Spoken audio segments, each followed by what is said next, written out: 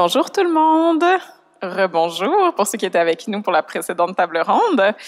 Bienvenue à cette rencontre avec Cindy Wild, présentée dans le cadre du Salon du livre des Premières Nations. Mon nom est Christiane Vadnet, ça me fait vraiment plaisir d'être avec vous aujourd'hui. Bienvenue, Cindy. Oui, merci de l'invitation. Ça fait plaisir.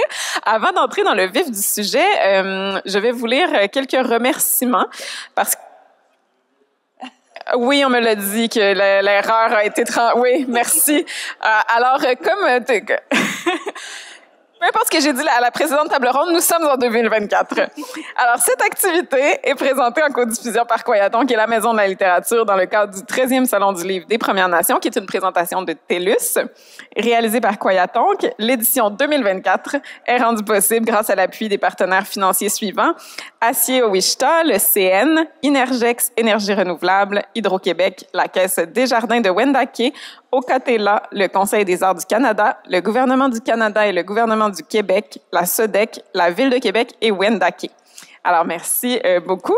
Alors, Cindy Wild, je vous présente pour commencer. Originaire de Picogan, vous avez travaillé 25 ans à Service correctionnel Canada avant de faire une thèse sur l'incarcération des femmes autochtones. Vous êtes maintenant professeur de travail social à l'Université d'Ottawa. Et Émergence insoumise, le livre dont on va parler aujourd'hui, c'est votre premier livre qui paraît chez Anne Norac dans la collection Harang. Donc, c'est un court essai qui parle de votre parcours de femme autochtone, qui parle de vos indignations par rapport au système pénal, aux injustices liées aux femmes autochtones et leur surreprésentation. Donc, j'aimerais qu'on commence peut-être un peu par avoir votre parcours, en fait, qui est important dans tout ça. Vous êtes originaire de la communauté, comme je disais, de Picogan. Vous racontez dans le livre avoir vécu votre éveil politique lors de la crise d'Oka. Qui vous a fait prendre conscience de votre identité, d'un désir de rester insoumise. Donc, est-ce que vous pouvez me raconter comment vous avez vécu cette crise-là, puis qu'est-ce qu'elle a déclenché chez vous?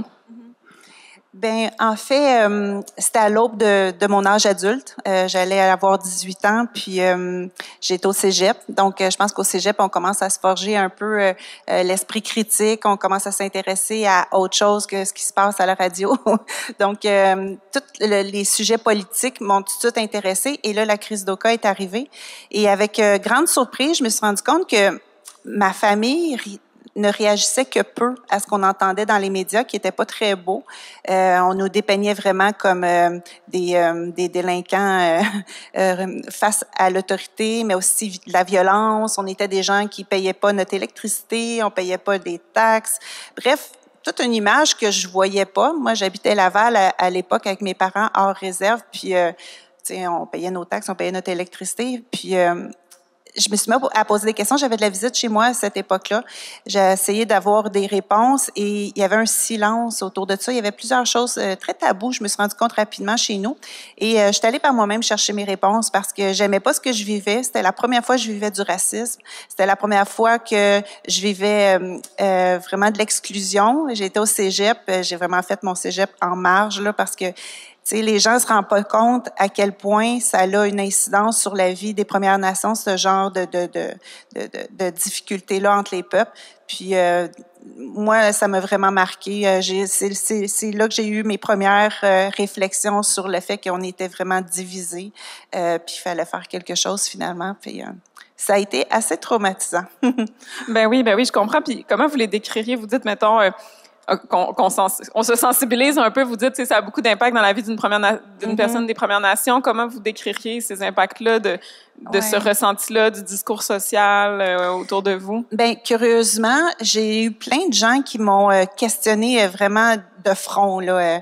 Ah ouais, ça fait combien de temps que vous payez pas vos électricités, fait que tes parents sont forcément alcooliques, vraiment avec des préjugés, des stéréotypes qu'on véhiculait dans les médias, mais on me prenait de front avec ça, puis je le voyais qu'on s'est mis à m'observer d'une façon différente, surtout ma famille.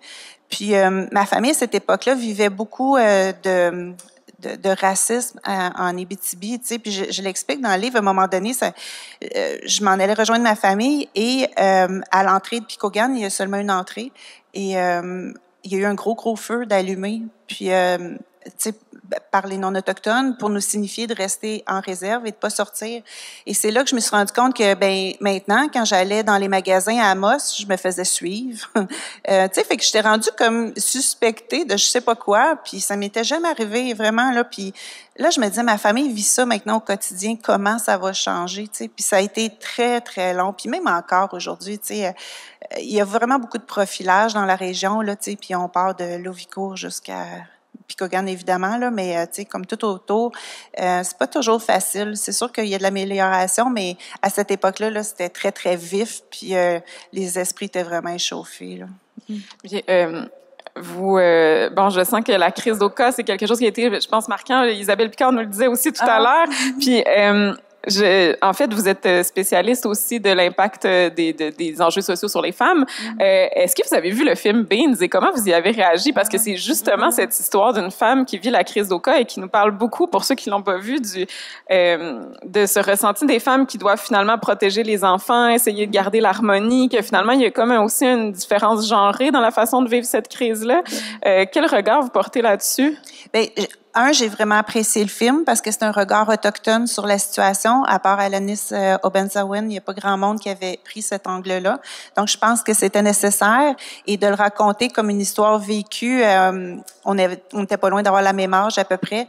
Tu sais, j'ai vraiment comme ressenti l'espèce d'ambivalence de la jeune fille là-dedans entre le bien, le mal, être à la défense de sa culture ou de se fondre dans la masse. Tu sais, je pense que toutes les Premières Nations en milieu urbain ont été confrontées à ce genre de situation-là à un moment donné où on se situe, qu'est-ce qu'on veut être comme personne. Puis c'est sûr que quand la situation des Premières Nations est difficile, je pense honnêtement qu'il faut être assez courageux de ses actes pour s'assumer comme première culture. Comme Première Nation, c'est super important. Et quand on est enfant, c'est pas évident. Puis Beans, c'est un peu cet enjeu-là qu'elle partage. Puis je trouve ça vraiment beau, tu sais. Puis je la trouve courageuse, évidemment. Mais non, j'ai apprécié cet angle-là, ouais. Oui, puis bon, on continue dans votre parcours. Après cet éveil politique-là, vous disiez, vous étiez au cégep, vous avez essayé, vous racontez dans le livre avoir voulu faire une activité de sensibilisation au cégep, où finalement personne s'est présenté à votre grande dame. Et vous dites, dans le livre, vous dites que vous étiez jeune et plus proche de l'utopie que de la réalité.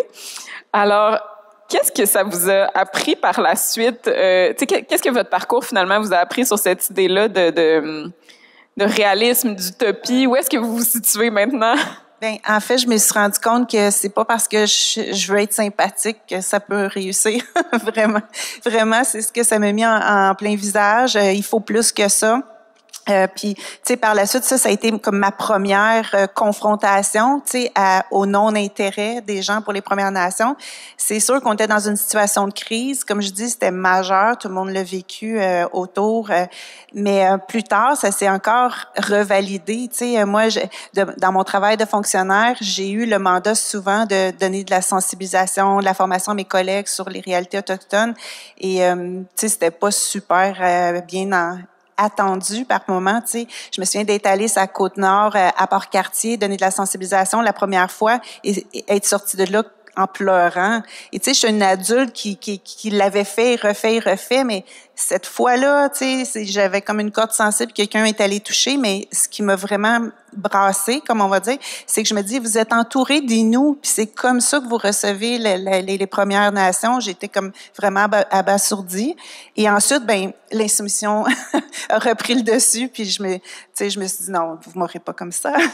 Et je me suis fait vraiment un devoir après de reprendre les commentaires que j'avais, puis d'essayer d'en faire une pointe humoristique et de surtout les devancer. Tu sais, les formations qui s'en sont suivies, je devançais ce que je savais que j'allais entendre.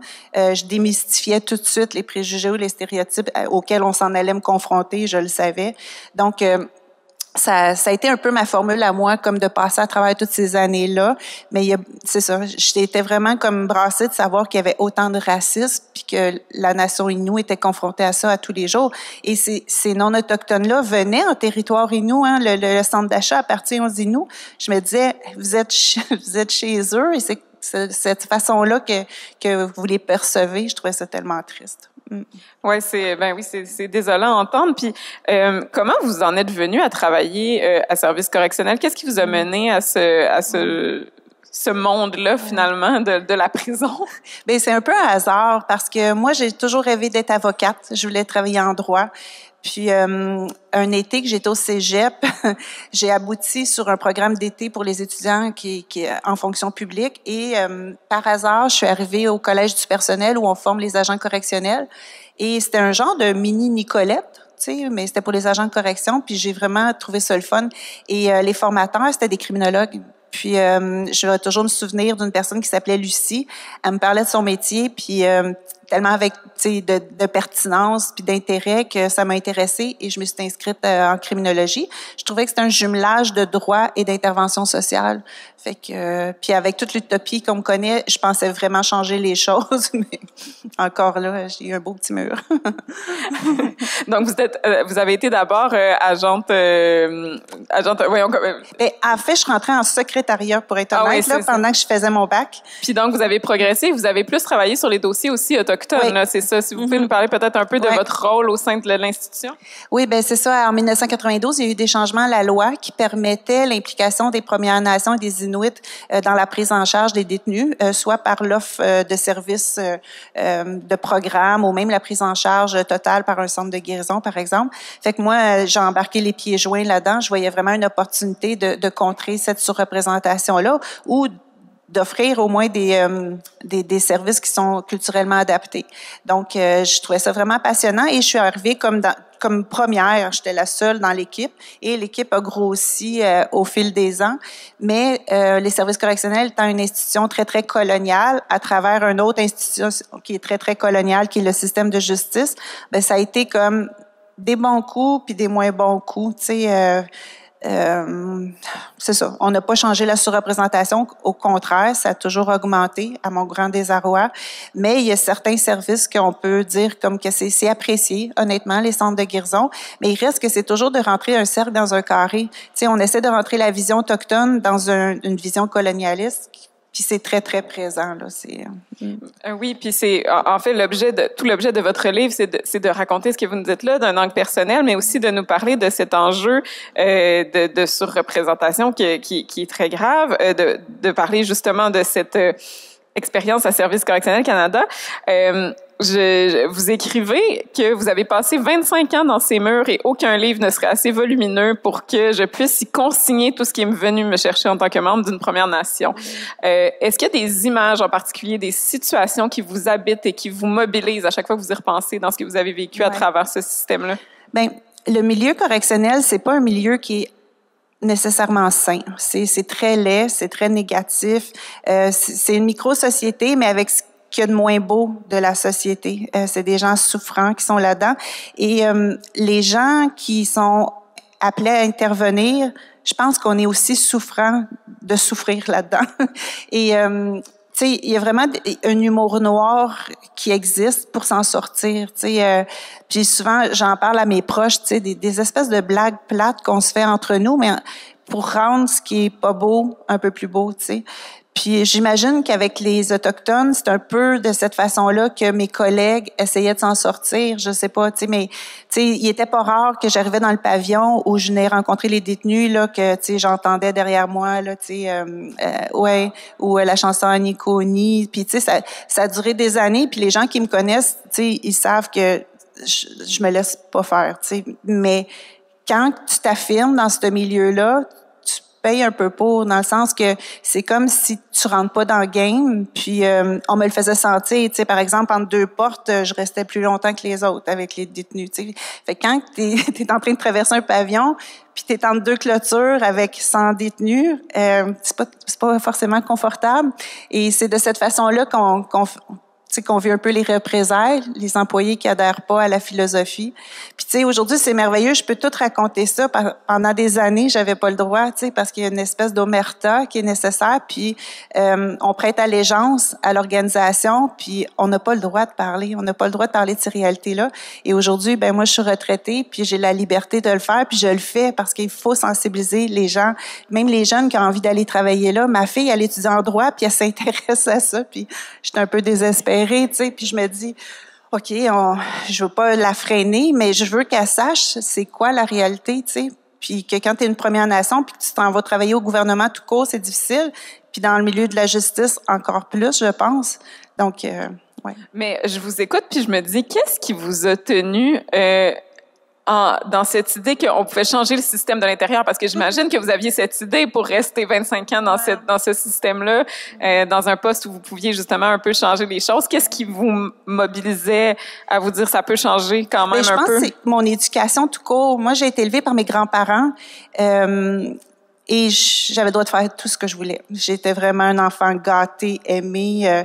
Et mes grands-parents n'avaient pas nécessairement de règles. Tu sais, la façon d'éduquer les enfants Anishinaabe ou même de d'autres Premières Nations, c'est très différent. Le cadre autour d'un enfant est différent, puis on y va beaucoup par l'expérientiel. Donc, on me laissait explorer, on me laissait décider, on me laissait aller vers où je pensais que je devais aller. Et j'ai été éduquée comme ça. Donc, pour moi, c'est comme, ben si ça fait pas, on va le changer. Ça a toujours été comme ça, j'ai été éduquée. Donc, tu sais, vous allez dire, j'ai mal mesuré, c'est quoi la fonction publique? C'est vrai, effectivement. Mais j'avais cette utopie-là de me dire, ben si ça fonctionne pas, on va essayer d'autres choses, puis on va se comprendre, puis ça va bien aller, tu sais. Mais c'est vraiment, vraiment pas de cette façon-là que ça fonctionne. Puis il y a tout comme l'espèce d'univers avec des syndicats forts aussi. En fait, à chaque stratégie qu'on essayait d'implorer, de changer dans le système correctionnel, il y avait toujours des complications au niveau de la dite sécurité. Tu sais, par exemple, le smudging, tu sais, là, on pouvait pas parce qu'il y a des gicleurs partout. Il y avait des gens qui étaient exposés à la fumée secondaire, donc on avait des plaintes. Tu sais, on a eu des obstacles de toutes sortes, puis souvent, ça venait des syndicats, tu sais, c'est spécial. Ouais, c'est ça, c'est un peu kafkaïen, en fait, oui. tout ça, oui. Pour en arriver au cœur de votre sujet et de votre thèse aussi que vous avez fait, il y a 50% des femmes détenues au Canada qui sont autochtones, une statistique vraiment effarante. On vient de terminer justement une rencontre où on parlait de la RAF des années 60, un autre service social qui finalement a mal tourné pour les Premières Nations. Avez-vous l'impression qu'on incarcère les femmes un peu parce que c'est plus facile d'offrir cette solution-là punitive que de s'attaquer à tous les enjeux sociaux finalement qui mènent à l'incarcération? Bien, c'est sûr que de façon générale, on voit vraiment une criminalisation de la pauvreté. De l'itinérance. Donc, tu sais, on a un travail comme société en amont à faire au niveau de tous les déterminants sociaux et les déterminants sociaux auxquels sont confrontés les Premières Nations et les Inuits, ben, on peut quasiment les doubler. Donc, ça, c'est une réalité. L'autre chose, pourquoi on incarcère les femmes autochtones de cette façon assez facile?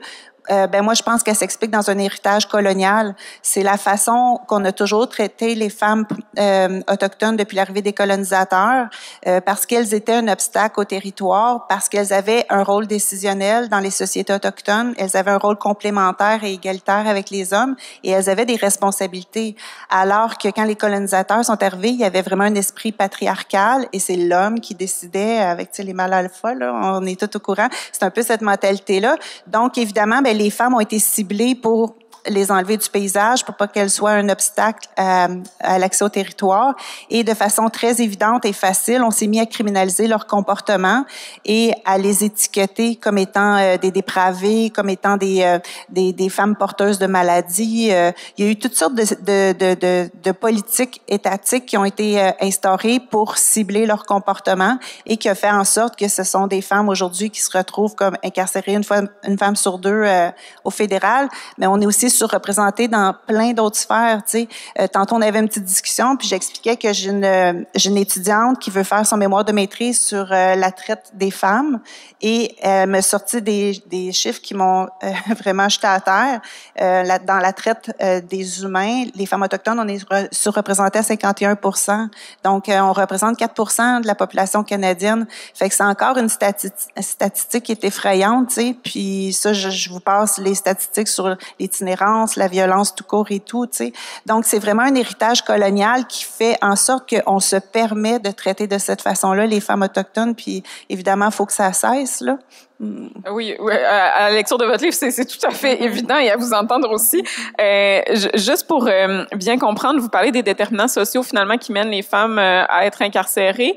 C'est quoi majoritairement la cause d'incarcération là, tu sais, statistiquement de ces femmes-là? Est-ce que c'est au provincial, on va voir beaucoup de délits, tu sais, de type prostitution, réaction à des voies de fait, vraiment.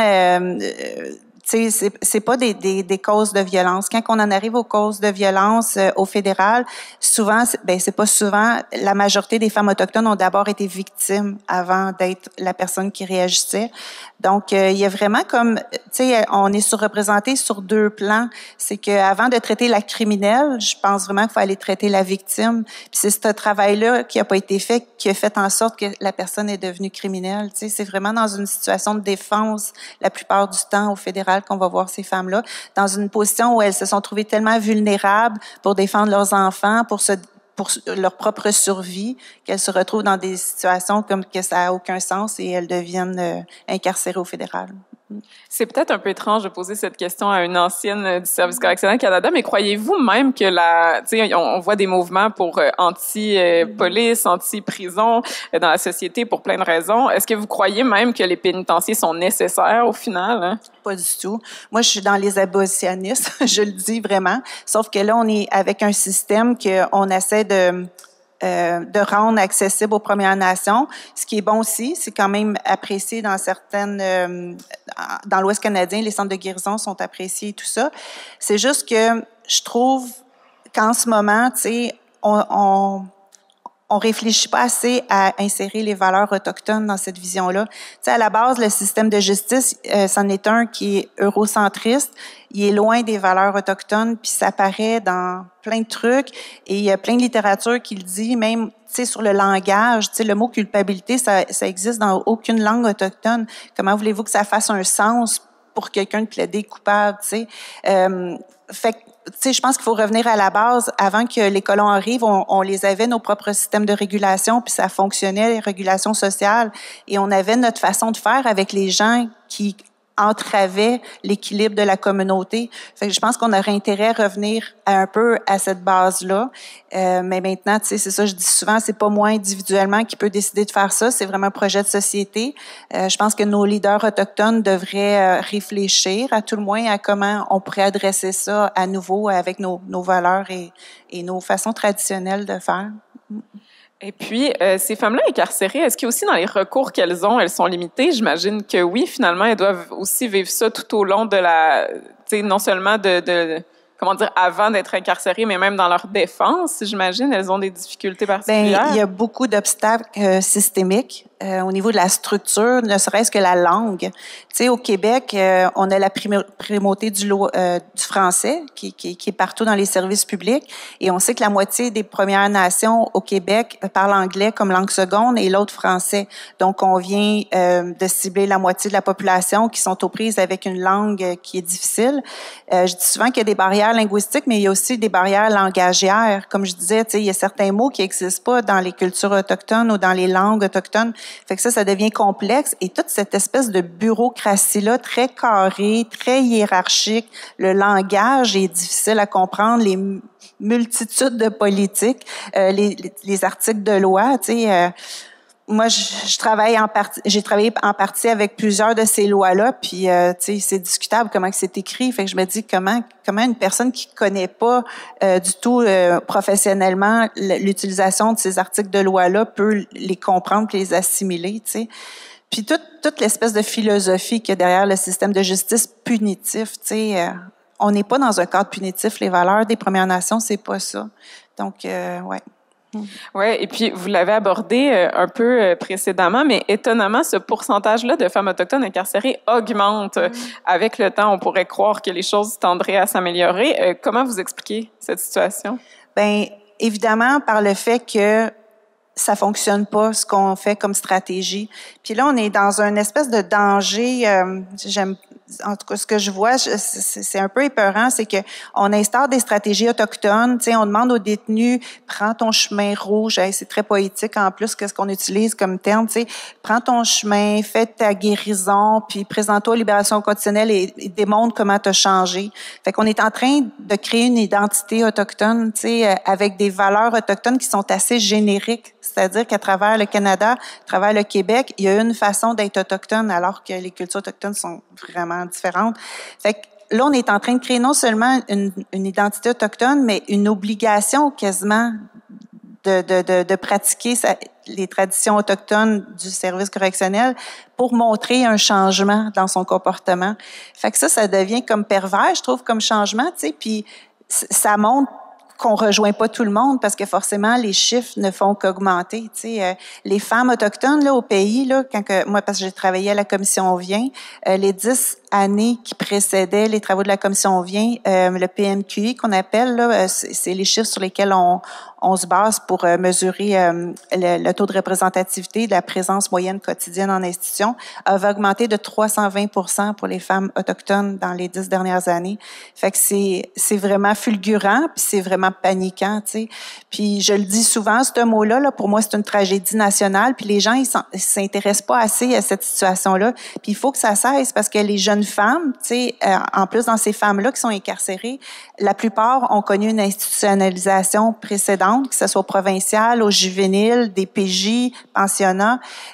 Donc, à l'heure où on se parle, 62% des jeunes femmes qui sont incarcérées dans les centres de détention juvéniles sont des jeunes femmes autochtones. Mais ça, c'est ce qui s'en vient demain là, dans les prisons, dans les pénitenciers. Fait que c'est pas encourageant du tout. Puis, je pense qu'il faut vraiment comme qu'on se questionne sur comment faire pour freiner ça. Puis justement, vous proposez dans votre livre finalement 2 voies de solution. La première étant l'autodétermination dont vous avez parlé précédemment. Est-ce qu'il existe des exemples à travers le monde? Parce que je me souviens être allée au Mexique, avoir visité une communauté autochtone qui justement avait sa propre prison, ses propres institutions. Est-ce qu'il existe des exemples inspirants côté autodétermination? Ben déjà, tu sais, comme les Cris, ils ont une situation qui est avec la Convention de la baie James, qui peuvent offrir des services comme un peu plus personnalisés à leur nation, aux membres de leur nation. Fait que ça, je pense qu'on peut s'en inspirer. Mais tu sais, vraiment avec la responsabilité totale des détenus, là, tu sais, on a ce qu'on appelle les centres de guérison qui ont signé on appelle ça des articles 81 sur la loi du système correctionnel, c'est-à-dire que la responsabilité est transférée à la Première Nation ou à l'organisation autochtone qui veut prendre charge. Sauf que la réalité, c'est que, comme je disais tantôt, on met un cercle dans un carré parce que ces centres de guérison-là doivent faire avec les politiques du service correctionnel. Donc, on doit répondre aux mêmes standards, aux mêmes normes de l'État par rapport à ce qui est possible d'être libéré ou pas, la même façon d'évaluer la dangerosité, tout ça. Donc, tu sais, de façon libre, non. Mais tu sais, il y a des mesures ailleurs là qu'on peut s'inspirer, notamment les femmes. Tu sais, historiquement là, on a séparé les enfants des femmes dans les nations autochtones, puis on continue à faire ça avec les prisons puis les pénitenciers. Il y a certains pays en Europe que la peine ou la sanction qui est donnée à la femme, si la femme est maman d'un enfant de 12 ans et moins, ben ça peut pas être une peine d'incarcération parce qu'on veut pas entraver le lien avec l'enfant, parce que c'est prouvé, l'enfant devient institutionnalisé et là on part les portes tournantes. Fait qu'il y a des façons de gérer la justice autrement que par donner des peines d'incarcération. Puis je pense vraiment que c'est urgent qu'on se penche là-dessus. Il y a pas beaucoup de pratiques, pour être honnête, au Canada là. Puis quelle est la situation au sein de votre ancienne institution d'attache, tu sais, au sein du gouvernement, tout ça? Est-ce qu'il y a une certaine ouverture à réévaluer des choses comme ça, ou on est toujours dans une approche traditionnelle au sens... Moi, j'ai vu des humains ouverts. J'ai vu des gens, même non autochtones, qui croyaient, oui, il faut faire quelque chose. Mais le système comme tel, il est immuable. Tu sais, c'est difficile de changer. C'est un gros paquebot, le service correctionnel, puis le portefeuille de la justice.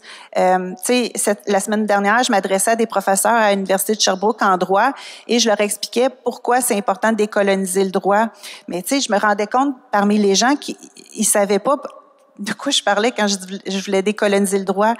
Puis là, j'étais capable de leur identifier droit des biens, voici qu'est-ce qui fonctionne pas, droit de la succession, voici ce qui fonctionne pas, droit pénal. moi, là, comme Première Nation, là, puis je suis pas criminalisée, puis j'ai travaillé seulement dans le service correctionnel, mais j'étais capable de nommer des exemples, puis toutes les Premières Nations sont capables de faire ça. On le sait à quel point le droit nous a soumis, comme l'éducation, puis je pense vraiment qu'il faut comme aller décoloniser tout ça. Et, tu sais, on parle de décolonisation à travers le pays sur plein de trucs, mais les services correctionnels ne se remettent pas en question. Et c'est vraiment un service public qui est difficile à questionner, qui est difficile à faire réfléchir autrement en dehors de la boîte. Et c'est pas juste Cindy White qui le dit, là, il y a plusieurs chercheurs non autochtones qui se sont butés à un silence, à une attitude fermée. C'est ça, on n'est pas rendu là, on dirait, tu sais. Puis je sais pas quoi faire pour les intéresser. Oui, puis vous en parlez dans le livre aussi, certains cas médiatisés, comme le cas de Joyce Echaquan, finalement, sont pas suffisants à faire bouger la machine ou à mettre ça au premier plan d'un agenda politique, tu sais, qui ferait que ça pourrait changer.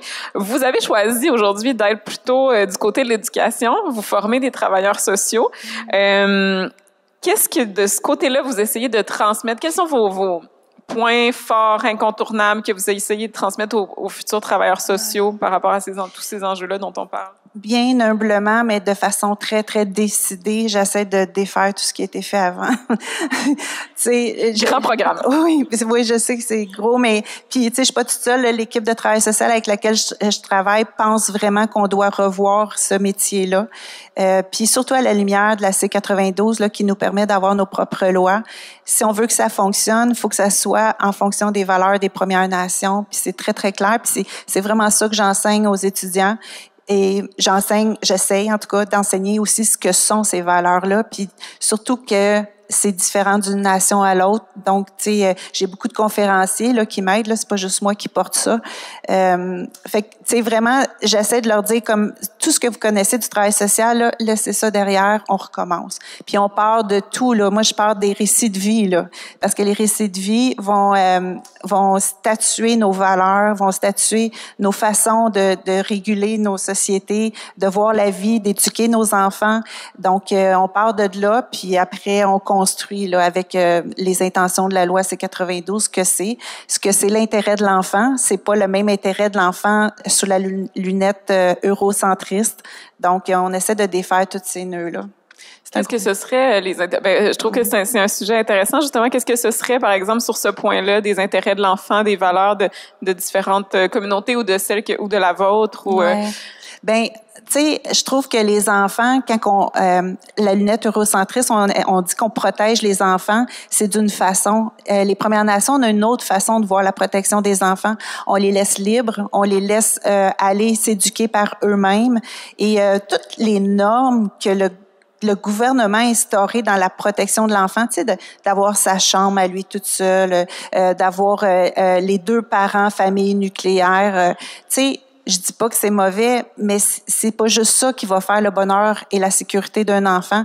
Et les Premières Nations, ben la communauté est autant importante que les parents. Tu sais, ça a une influence. Et la liberté d'aller sur le territoire, par exemple, c'est autant important qu'être encadré dans un CPE en sécurité. Fait que c'est toutes ces nuances-là que je pense qu'il faut vraiment comme partager aux étudiants. Et tu sais, juste la façon d'intervenir, tu sais, de pas se positionner en spécialiste. Un intervenant social va sauver la famille. Premièrement, jusqu'à date, la DPJ, c'était pas sauver la famille, c'était sauver l'enfant. Alors que les Premières Nations se disent quand il y a un déséquilibre, c'est la famille puis c'est la communauté qu'il faut aider. C'est souvent les parents qu'il faut aider à être bien dans leur rôle parental. Donc, on voit beaucoup ce développement de services-là qui va être axé sur la famille, puis la famille élargie et la communauté. C'est très différent de ce qui a été fait avec la DPJ, où on s'attendait que le travailleur social était le spécialiste qui venait intervenir pour sauver l'enfant, tu sais. Et comment ils réagissent, les étudiants, les étudiantes, à ces enseignements-là? Est-ce que vous avez l'impression que ça trouve un écho? Ben oui, parce que tu sais c'est un choix de venir dans ce micro-programme-là et dans ces cours-là. Jusqu'à maintenant, on a 2 cours obligatoires à partir de la prochaine année, mais jusqu'à date c'était toujours sur une base volontaire par choix. Donc c'était des gens qui étaient intéressés. Ça résonne beaucoup sur des peuples qui ont été colonisés aussi. On a beaucoup d'étudiants de d'autres pays à l'Université d'Ottawa, donc ça résonne certains peuples qui ont été colonisés aussi. Moi, je vois un grand intérêt. Tout le monde, tu sais, la jeunesse là, pour moi, j'arrête pas de le dire, je fonde mon espoir là-dessus. Ils ont complètement une perception différente de ce qui reste à faire dans la société comme travail. Puis ça paraît à l'université. Tu sais, moi, j'ai jamais eu de confrontation sur l'idéologie, par exemple, derrière la C92, encore moins sur la nécessité que ces lois-là existent. Tu sais, puis il y a un grand intérêt, puis ça fait du bien. J'adore travailler avec ça. Tu sais, ça me change du service correctionnel que c'était non partout là. Oui, c'est vraiment un autre monde. C'est vraiment un autre monde. À vous lire, on sent aussi que la prise de parole est très importante pour régler les enjeux sociaux. Vous publiez là votre premier livre. Est-ce que vous pouvez peut-être nous expliquer, oui, c'est ça, là où je voulais aller, le titre de l'ouvrage, Émergence insoumise. Pourquoi ce titre? Ouais, ben, je trouve que, tu sais, avec la colonisation, on a été très soumis. Il y a eu des peuples, des nations qui ont été anéantis complètement. Ça m'a toujours fatiguée. Puis quand j'étais plus jeune, puis je comprenais ce qui s'était passé dans l'histoire, je me suis toujours demandé, tu sais, moi, ma lignée de femmes, là, d'où je viens, est extrêmement forte. Ceux qui connaissent ma grand-mère, puis mon arrière-grand-mère, c'est incroyable, tu sais. Puis ma mère, survivante des pensionnats, tu sais. Fait que je me dis, comment on en est arrivé à être soumis autant, tu sais. Mais dans le fond, quand on regarde tout ça, c'est parce qu'il y avait tellement d'insoumission. Tu sais, c'est pour ça qu'on est là. Puis c'est pour ça qu'aujourd'hui, je peux en parler. Puis je voulais honorer ça. J'adore l'insoumission de ma mère, de ma grand-mère, mon arrière-grand-mère, mon arrière-grand-mère. J'adore ça. Fait que, tu sais, je trouve que j'ai compris bien des choses sur ma propre personnalité quand je me suis mis à m'intéresser à leur histoire. Puis,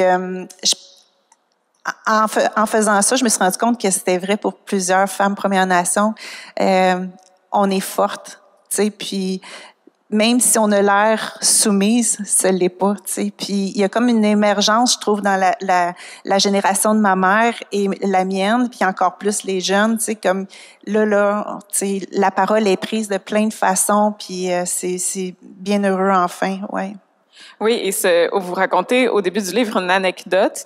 Vous étiez à l'Université du Québec, à l'UQAT, et vous attendiez le taxi, et finalement, l'université devait être fermée. Le gardien vous a demandé de sortir, puis vous avez dit, ben, il n'y en a pas question, une femme autochtone à Val-d'Or, j'ai peur. Et là, il a compris, il a été compréhensif, et c'est ça qui vous a troublé parce que ça vous a comme validé dans votre sentiment d'insécurité. Est-ce que vous pouvez nous raconter ce que ça a déclenché puis le rôle que ça a eu sur le livre? Ben, en premier, honnêtement, je pensais qu'il allait s'opposer, tu sais, qu'il m'aurait dit, ben là, j'ai pas le choix, là, je ferme. Fait que, tu sais, je m'attendais à une opposition. Fait que, tu sais, sa bienveillance me surprit. Puis, j'ai pas compris sur le coup, tu sais, puis je me suis rendue comme à l'hôtel parce que j'ai toujours habité ici, j'enseignais là-bas, puis là à l'hôtel, j'arrivais pas à dormir, puis vraiment ma question c'était comme qu'est-ce qui vient de se passer, qu'est-ce qui me fatigue là-dedans, jusqu'à temps que c'est ça, je me dise ben c'est pas normal que le monsieur ait compris, monsieur caucasien qui habite Val-d'Or probablement, mais en me validant dans ma peur, c'est comme s'il me disait je le vois, ce que tu dis, tu sais, c'est vrai ce que tu dis, je l'observe, je suis témoin de ça, fait que je te crois, tu sais. Fait que ça m'avait vraiment bouleversée, puis je me suis dit, comme, dans quelle société qu'on vit, tu sais, si lui comprend, moi je vis ça, je lui partage, mais on n'est pas capable de trouver de solution, tu sais, pour bien vivre ensemble. Fait que je trouvais ça comme assez anormal, puis ça a vraiment alimenté beaucoup de mes réflexions après, dans ma thèse, dans mes travaux de rédaction et tout ça, tu sais, fait que, ouais. Ben oui. Et puis, vous, je vais sortir un peu du livre dont on parle depuis le début pour revenir un peu sur votre contribution à WAPK, parce que en fait, c'est donc ce collectif de dystopie ou en fait de récits d'anticipation autochtone sous la direction de Michel Jean, vous y aviez écrit un texte qui reprend beaucoup des enjeux qui vous sont chers. En fait, on suit une lignée de femmes autochtones qui, dans le futur, sont programmées pour avoir une seule grossesse, sans grands-pères de manière à ne pas transmettre le statut autochtone à leurs enfants. En lisant ça, j'ai trouvé ça extrêmement dystopique, puis je me suis dit, qu'est-ce qui vous a guidé vers... pourquoi avoir choisi d'aller dans cette lignée-là pour imaginer le futur, finalement? Ben parce que c'est la vérité. C'est tristement la vérité. Tu sais, moi, ma mère a fait l'objet d'alertes bébés, là, des fameuses alertes bébés. Moi, j'ai été placée dans la DPJ. Ma grand-mère est venue à ma rescousse et tout ça, c'est correct, mais tu sais, ce contrôle sur la femme, tu sais, ma mère, elle m'a eu à 16 ans, je suis pas vieille, fait que, tu sais, je vous laisse comme, tu sais, c'est dans l'aujourd'hui, maintenant, tout ça, là, que ça s'est passé. Puis, tu sais, à un moment donné, ma directrice de thèse, elle s'est mise à faire une recherche sur les stérilisations forcées puis les violences obstétricales chez les femmes Premières Nations, ce qui a bouleversé plein de femmes, puis qui a émergé des vérités aussi, tristement. Puis j'en ai discuté avec ma mère, puis il y a des réponses qu'elle n'était pas capable de me donner. Fait que c'est triste, tu sais. Puis j'étais toute là-dedans, tu sais, parce que la recherche n'était pas sortie encore, mais tu sais, on se questionnait dans le milieu de la recherche parce que je fais partie du laboratoire de ma directrice de thèse. Donc, puis là, ben ça m'a donné l'idée de dire comme encore, tu sais, c'est l'histoire qui se répète et de faire ma dystopie autour de ça, mais je voulais vraiment qu'il y ait une belle fin, par exemple, tu sais, puis tu sais, je voulais comme qu'on nous redonne le pouvoir pour une fois dans l'histoire, puis je me suis inspirée justement d'un récit de création du monde sur le dos de la tortue pour donner une deuxième chance aux Premières Nations de prendre soin de notre environnement, puis probablement de s'affirmer aussi, mais c'est ça, c'est la vérité qui m'a inspirée, aussi triste que ce soit. C'est terrible, là, parce que chaque fois qu'on pose à quelqu'un la question de la dystopie, c'est toujours la réalité qui vient nous rattraper. Vous avez des projets d'écriture en cours, me disiez-vous, sans vous aller trop dans les détails, est-ce que vous allez justement encore du côté du futur, de l'anticipation ou des récits sur le vécu des femmes autochtones? Vous êtes dans quel zoo pour ces projets d'écriture? Bien, c'est sûr que le rôle central est toujours près des femmes autochtones. Je pense qu'on a plusieurs trucs à partager encore, mais ça serait du côté du roman, mais à partir de faits réels, évidemment, là, sur soit mon expérience professionnelle. Et j'ai eu l'immense chance de rencontrer des femmes fortes en incarcération. Fait que je m'inspire un peu beaucoup de leur vécu. Et j'ai même eu des autorisations de le faire. Donc, je veux m'en servir, mais de façon respectueuse. Puis je veux honorer ça parce que il faut que ça soit partagé encore, mais je veux bien le faire, tu sais.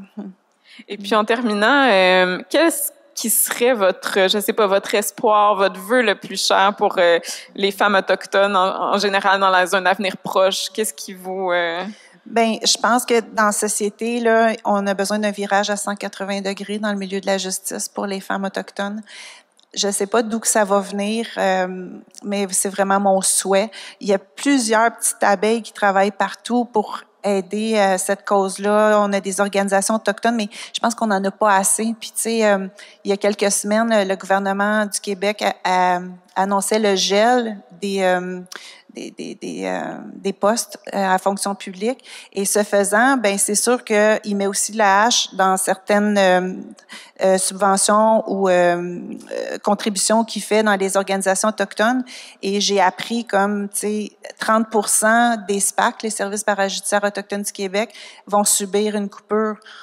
J'étais sans connaissance. Je viens de soutenir ma thèse il y a 17 jours, là, tu sais, je me dis, y a-tu quelqu'un qui a écouté? Puis je sais que le protecteur du citoyen était là, et puis, tu sais, comme ils sont alertes, mais je me dis, des coupures comme ça, c'est pas justifiable. Il faut qu'on fasse quelque chose. Fait que je sais pas d'où il va venir ce virage-là, mais c'est vraiment mon souhait. Ben, merci infiniment pour votre prise de parole, pour ce que vous nous partagez aujourd'hui. Pour le public, merci aussi d'avoir été là. Si vous voulez poursuivre la discussion avec Cindy Wild, elle sera en dédicace au Salon du Livre de l'autre côté, au Morin Center, juste après la rencontre. Donc, merci beaucoup et merci. Bonne journée. Merci tout le monde.